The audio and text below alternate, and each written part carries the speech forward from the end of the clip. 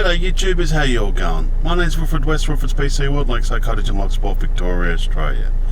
Today's date is the 20th of the 3rd, 2015, and it's 9:35 in the morning. 17 degrees outside at the moment. Now I'm recording this with a GoPro camera up here, Hero 3. I'm going to do another test in the car. As you can see, it's mounted up to there. Now the settings are 1920 by 1080 medium and at 30 frames per second. I hope you'll like this video, and if so, please subscribe. Now I will be doing other tests as well. I will turn this one off. I will be doing other tests as well. I'll put the UV 37mm filter on it, and I'll shut off from now.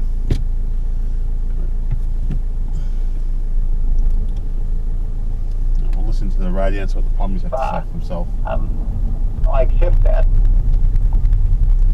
Sydney's Lint Cafe is making final preparations to reopen 3 months after the deadly siege that claimed the lives of 2 hostages and the gunman.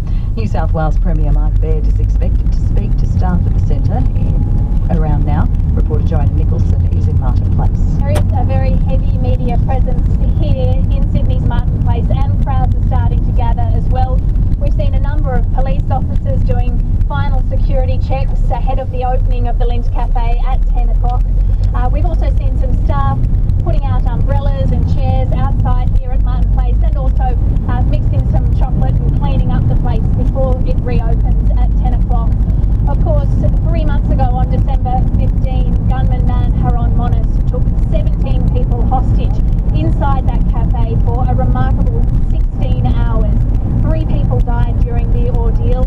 The cafe manager, 34-year-old Tori Johnson, 38-year-old barrister Katrina Dawson, and also the gunman man Haron Monis. A Melbourne man charged over the stabbing murder of teenager Marsha Bukotic will appear in court today. The man handed himself into police yesterday after the release of images of him getting on a bus near the crime scene. Gloria Kalash has more. Last night, 31-year-old Sean Price of Albion in Melbourne's West faced an out-of-sessions court hearing after he handed himself into police at about 11:30 yesterday at the Sunshine Police Station.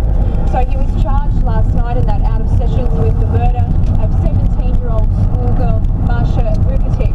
Now, the 17-year-old was on an unusual walk that she'd take in the suburb of Doncaster in Melbourne's eastern suburbs when she was set upon, and it's alleged, and she was fatally wounded after being stabbed. Now, yesterday, prior to Price actually handing himself into police, police alleged that he went on a crime spree and that he tried to carjack someone, that he also assaulted someone while trying to steal their mobile phone, and he also physically and sexually assaulted a woman. In Tunisia, 9 people have been arrested following yesterday's attack on a museum that left 23 people dead. An Australian and his Colombian mother were among the 20 foreign tourists who died. IS has claimed responsibility for the attack. Al Jazeera's Jackie Rowland has more from the capital, Tunis. Tunisians take to the street to express their defiance. The message, a clear rejection of violence and the people who perpetrate it.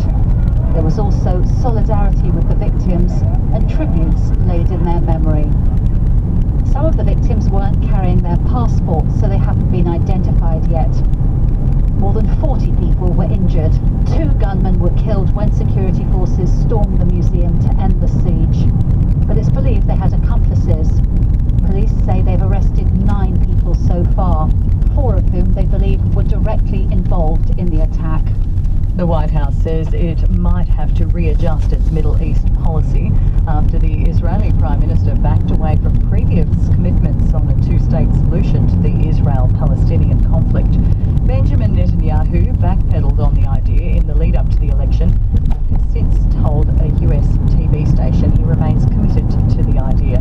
The BBC's Ali Makbul has more from Washington. This interview for the American channel MSNBC, Benjamin Netanyahu sounds unequivocal. I want a sustainable, peaceful 2-state solution, he said. I haven't changed my policy. But at the beginning of the week, just before the Israeli election, in which he ultimately defied expectations to do so well in,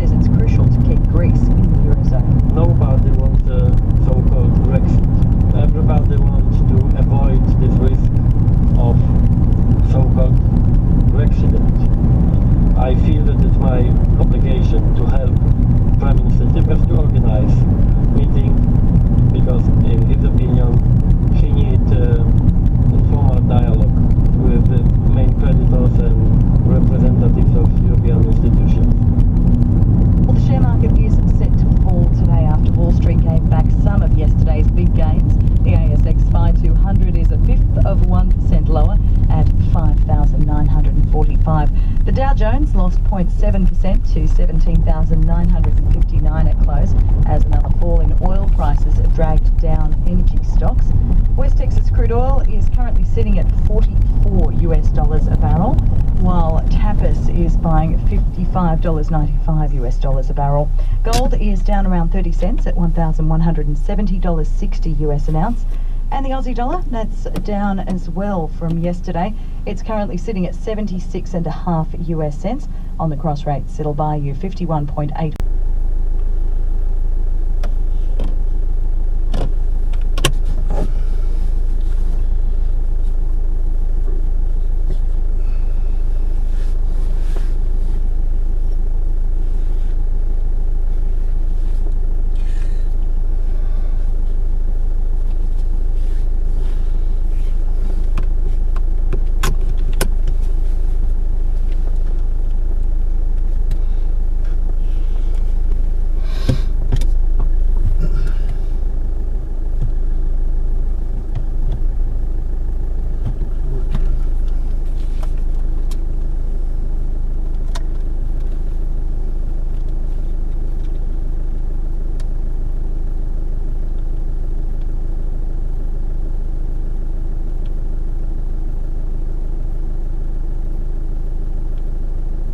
G'day YouTubers, welcome back. Now, before we head off, I just want to quickly show you this setup. I'll put it back onto the windscreen again.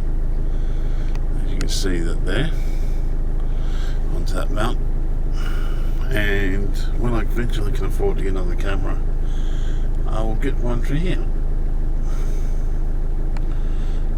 That can be removed, but yeah, when I want to use it, I can just put the GoPro camera there, and we'll go from there. But this one here is getting an interesting view of what I want in front of me, but it's not blocking my view either, because most of it's actually behind the rear vision mirror.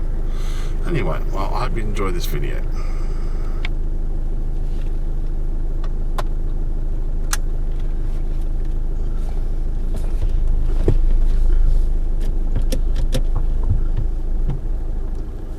Struck another. Carina Heights, Stanley Street near Birdwood Road, Eagle Farm, Airport Drive and the Gateway, the lights are flashing away. Paradise Road, Larapinta fully reopened after a truck rolled over carrying bananas.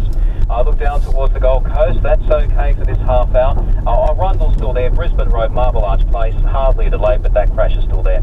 Hobart, correction, Sydney, we go down to a Mossman breakdown southbound Spit Road, Pearl Bay Avenue. Epping, Citybound M2 taking a long time to recover after a crash prior to Beecroft Road.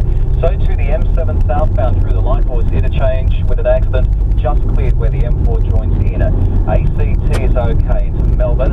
We start with a crash at Elston Wick on Kooyong Road and Edinburgh Avenue. So to a Mount Waverley at Stevenson's Road and High Street. And so to a Langwarrin, Cranbourne, Frankston Road at McClellan Drive. Hobart, go there now, but it's all clear, so we look across towards Adelaide. Two crashes, Baraka, Main North Road, Montague Road, at Jeps Cross, Prospect Road and Grand Junction Road, just getting another at Salisbury, at Waterloo Corner Road and Russell Road North, and looking across towards Perth, Mitchell Freeway southbound prior to Hay Street, still the accident, right lane blocked and extensive delays back towards the Reed Highway. On the Banana side, you're okay, Northbridge Tunnel, no problems. I'm Paul Latter for ABC News Radio Traffic in half an hour. Thanks, Paul. You're listening to ABC News Radio. Laura Chilingirian here with you. It's 10 o'clock Eastern Daylight Time, 9:30 in South Australia. It's 9 o'clock in Queensland, 8:30 in the Northern Territory and 7 a.m. in Western Australia. ABC News Radio. It's the breaking news that the office of the former Prime Minister Malcolm Fraser has announced that he has died overnight. A statement says that after a brief illness, Mr. Fraser died peacefully in the early hours of this morning.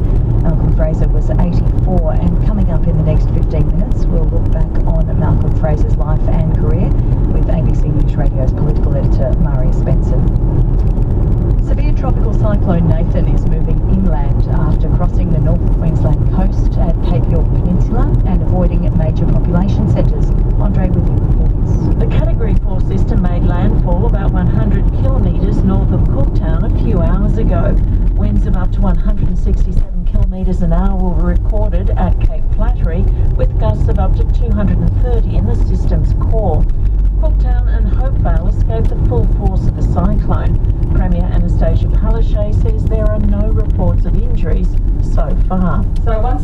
we've shown how resilient our communities can be, but our priority still is people's safety. There may be power lines that are down. Cyclone Nathan has been downgraded to a Category 3 and should weaken to a tropical low by late this afternoon. ABC reporter Josh Bavis has more from Port Douglas. It's hot and windy, but so far there are no reports of major damage. The local disaster management group has worked around the clock from the Mossman office, making sure residents and tourists from Port Douglas to Cape Tribulation were kept informed with the latest advice as Cyclone Nathan lashed the coastline further north. Residents were placed on high alert. The region remained with power throughout the night. Fortunately, the cyclone arrived during low tide. While beaches along Port Douglas are churning, a tidal surge has not impacted any built-up areas. Council workers are now assessing remote roads and tracks to clear away any fallen trees. The Daintree River Ferry is operating on its usual schedule. 2 helicopters are now surveying the damage caused by Cyclone Nathan. Queensland Fire and Emergency Services Assistant Commissioner Neil Gallant says that they left Cairns a short time ago. So one will go along the coast to check on coastal communities, the other's going up the Cape Development Road to check on the road and any communities up that way. We're not sure how far north they'll get yet, it's very weather dependent, but on those choppers are our air observers and rapid damage assessment technicians as well as police. Australian officials have rescued several international volunteers, including 2 Australians who've been trapped on a Vanuatu island for days following Cyclone Pam. The cyclone swept through the island chain last weekend, killing several people and leaving thousands homeless. Linda Gruen reports. When Cyclone Pam struck, 19 volunteers were on 2 different islands in northern Vanuatu. They were out of contact for days, but now some of them have been evacuated by helicopter. 2 Australians, 1 New Zealand citizen and 2 UK nationals have been brought to safety. Department of Foreign Affairs and Trade says they're all well and have been in touch with their loved ones. Australia's Jesper Lawson is one of them. He says the focus of the rescue operation should really lie on helping the locals. Just because we're Australian and British, I don't know, I really hope that more money can go towards the locals here in the region. DFAT expects to evacuate the remaining 14 volunteers later today. New South Wales Premier Mike Baird says he's proud of the Linked Cafe staff who have reopened the business after last December's siege. Tori Johnson and Katrina Dawson died along with gunman Man Monis after a 16-hour siege, during which customers and cafe workers were taken hostage last December. Lint Australia Chief Executive Steve Loan says a memorial has been set up at the site for the victims, and speaking just before the reopening of the Martin Place Cafe, the Premier, Mike Baird, said that he was proud of the staff. I'm so proud of the staff and team. It's very clear they're upbeat. They are there because they believe in those that went through what they did. They are saying that they want to be strong. They want to be strong for their friends. They want to be strong for this city and state. And I'm very proud of them. And I think all of us should be very lucky that we have a group of people that are prepared to be strong in spite of the circumstances that they have faced. In addition, their thoughts and prayers also remain with the victims' families. And the doors have opened in the last few minutes, and a queue of customers are beginning to stream in. Tunisian authorities say 9 people have been arrested following the deadly attack on foreign tourists at a museum in Tunis. Militant group Islamic State has released an audio message claiming responsibility for the attack, which left 23 dead and 44 wounded. An Australian and his Colombian mother were among the victims. Awa Damon has more on the streets from Tunis. The government is saying that 4 of the 9 were directly involved in this attack or directly associated to it. What we don't know at this stage is if any of those who were detained were one of the 3 gunmen believed to still be at large. So a lot of questions about that. In terms of the 2 attackers who were killed inside the museum, one of those was an individual that the Tunisians were actually keeping an eye on, someone who was flagged to intelligence apparatus, and that's raising a lot of questions as to how it was that he was able to even partake in this kind of an attack. The man accused of murdering Melbourne schoolgirl Marsha Lukotic is due to appear in court this morning. 31-year-old Albion man Sean Price is accused of stabbing the 17-year-old as she walked in a Doncaster park near her home on Tuesday night. Price appeared at an out-of-sessions court hearing last night.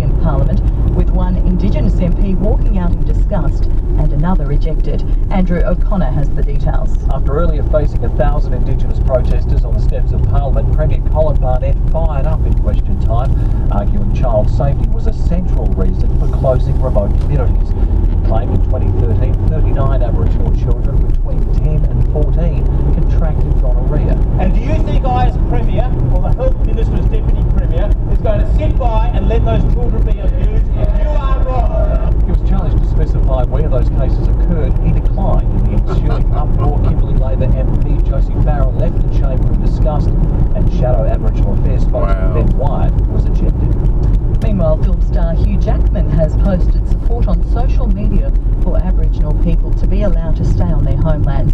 Avani Dias reports. A picture of Hugh Jackman holding a handwritten note supporting the rights of Indigenous Australians is doing the rounds on social media. For more on our breaking news this morning, Australia's 22nd Prime Minister Malcolm Fraser has died after a short illness. He was 84. Our political editor Marius Benson joins me now. Marius, Malcolm Fraser, a larger-than-life figure. He certainly was. He was right up there with Gough Whitlam. Their eyes would meet across a crowded room, and they were dominant figures in the early and mid-1970s in Australian politics, and earlier than that, Malcolm Fraser becoming the leader who would topple Gough Whitlam. One of the figures in that period of time in Australian politics who was also very important both to Malcolm Fraser and to the fate of Australian politics was Ian Sinclair, who went on to become National Party leader. He was a key figure at that dramatic time of the dismissal in the mid-1970s, and he joins us now. Ian Sinclair, good morning. Good morning, listeners. What are your thoughts at this sad time, the sad news of Malcolm Fraser? I think we all recognise that he can't live forever, but Malcolm was one of those figures that I'm sure will live on, even though he's now died. He hasn't been in the best of health, I gather, in the last little while, but he certainly was a very significant Australian personality, both in the years as Prime Minister and even before that. And after he left politics, I think he's become perhaps a little more controversial, but he's certainly been a very prominent personality in the Australian political scene. He's had very distinctive stages in his political career. Malcolm Fraser himself, obviously a very tall man, patrician-bearing, a somewhat daunting figure for anyone who met him. What was he like to deal with up close? Well, he was really quite a larrikin in his way, although you'd never recognise it, but he certainly is. To me, he didn't demonstrate anything of that.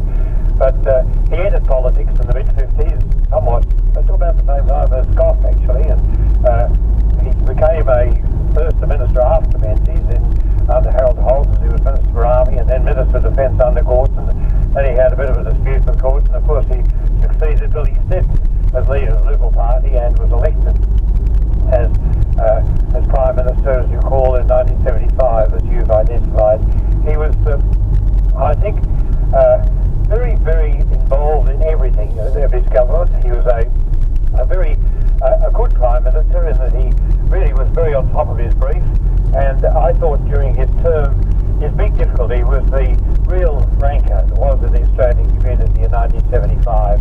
Without going into the pros and cons of the dismissal, there's no doubt it was a very difficult time in that there were great divisions, and there was really no certainty as to just how it would all work out. But in any event, I think he'll best be remembered for what I regard as a very significant achievement at this time, and that was he really was the great champion of bringing those who fought for South Vietnam and those in Southeast Asia generally who felt they were in any way affected by what had been going on during the Vietnam War out of Australia. So, of course, he had a very strong refugee policy and had a very social conscience. That, of course, has been evident in his days post-politics. He was the president of CARE here in Australia, which is a big organisation working in the, largely with refugees and in the general charitable causes around the world. And there's no doubt that he has made a number of statements in recent years that those on the conservative side of politics wouldn't necessarily agree with. He also was a champion of getting rid of apartheid in South Africa, which we all endorsed, but his role as one of the eminent figures who supported Mugabe's election in Zimbabwe, or Rhodesia as it was not necessarily seen in retrospect as being the best of decisions, although there's no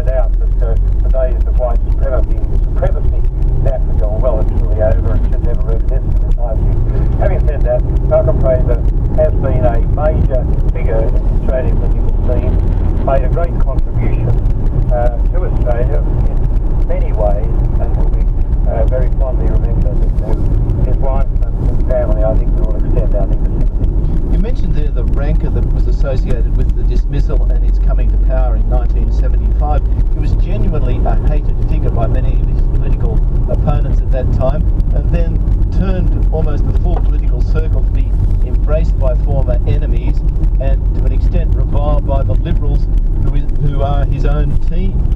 Well, I think that's true. In fact, it became quite remarkable. He and Goff became very good friends in later years. Not that they saw that much to each other, but they corresponded, I understand. They certainly spoke on the phone from time to time. But Malcolm had a very strong social conscience. That was always apparent. You asked what he was like to work with.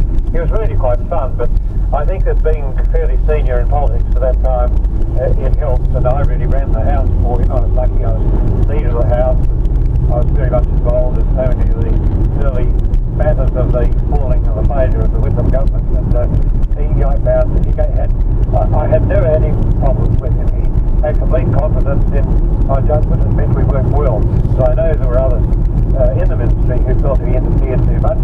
But as you say, post-politics, he became very much involved in championing causes that were more seen to me of the left than they were of the conservative side of politics. And many on the conservative side of politics felt that he has been far too inclined to try and dabble in affairs in which he is no longer involved. I don't think he ever got over the fact that he lost the Prime Ministership, and he was one of those who felt once he was there he should stay.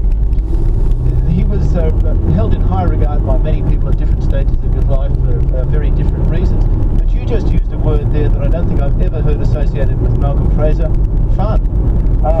It was really quite one of the reasons that I think he probably during his Prime Ministership found that he could sort of live with some of the trials and tribulations that the office inevitably brings, was that we'd have quite fun times. We'd have dinners together, the families would get together, and we'd really have, we'd be quite normal.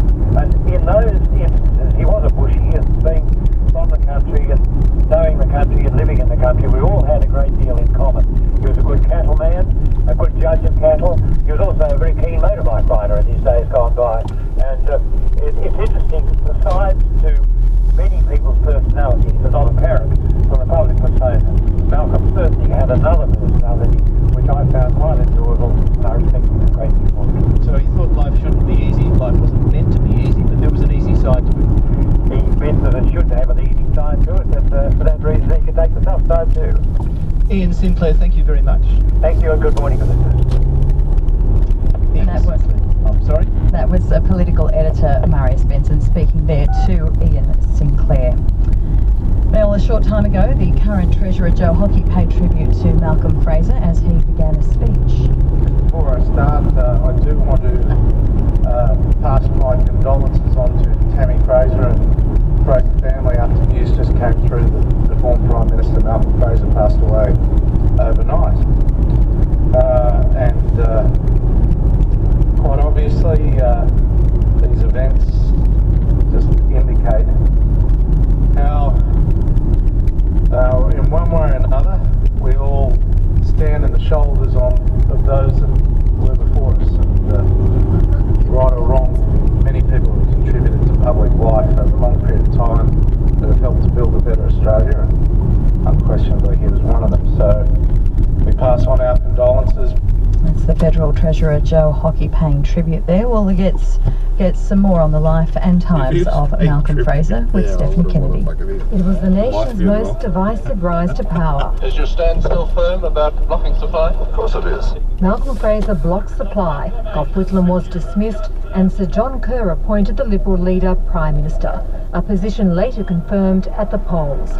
He was 45, a man born into wealth and conservatism. At school he was considered aloof. His nickname was Freezer. In politics too, Malcolm Fraser's colleagues thought him single-minded and determined. They called him the Prefect and Chairman Mal. I don't think people who know me use some of those words. Others who don't, I suppose do. Well, they obviously do. I would disagree. He's not those things. Definitely not. The Oxford-educated Fraser married Tammy at the age of 26. By then, he was the youngest MP in the Menzies government. My name's Wilfred West, Wilfred's PC World, Lakeside Cottage and Loch Sport, Victoria, Australia, signing off.